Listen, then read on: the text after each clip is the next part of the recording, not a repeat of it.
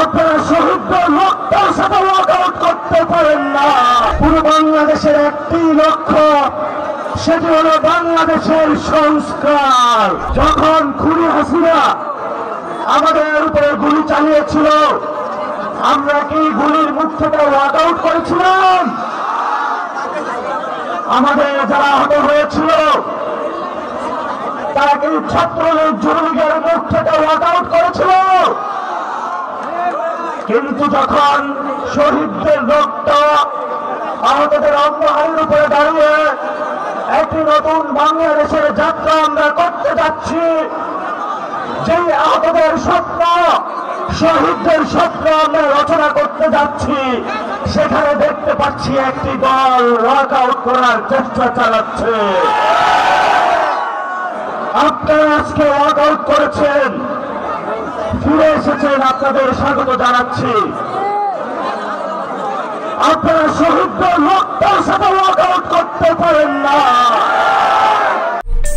আরে cut up কেনাকাটা level up করতে এলো cut up. Best deals, authentic products আর ফাস্ট ডেলিভারি পেতে ডাউনলোড করুন কাট আপ অ্যাপ। আপনাদের রক্তের সাথে ওয়াকআউট করতে পারেন না।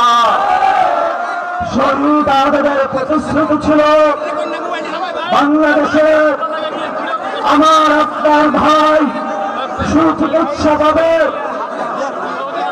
সুশিক্ষা পাবে, বাংলাদেশে একটি নতুন রাষ্ট্র গঠন হবে।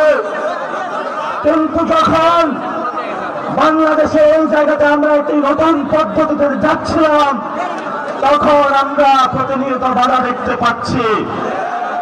এই জন্য বাংলাদেশের সকল জনতাকে আহ্বান করব, আমাদের সামনে পুরো বাংলাদেশের একটি লক্ষ্য, সেটি হলো বাংলাদেশের সংস্কার।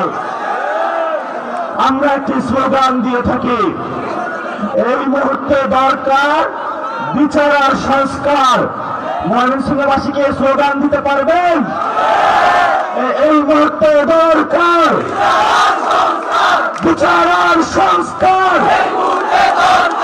এই মুহূর্তে দরকার বিচার আর সংস্কার। প্রিয় ময়মনসিংহবাসী, বৃষ্টির মধ্যে দাঁড়িয়ে আছেন, আপনাদের এই ত্যাগ তিতিক্ষা কোরবানির উপরে দাঁড়িয়ে আগামী নতুন বাংলাদেশ গঠিত হবে।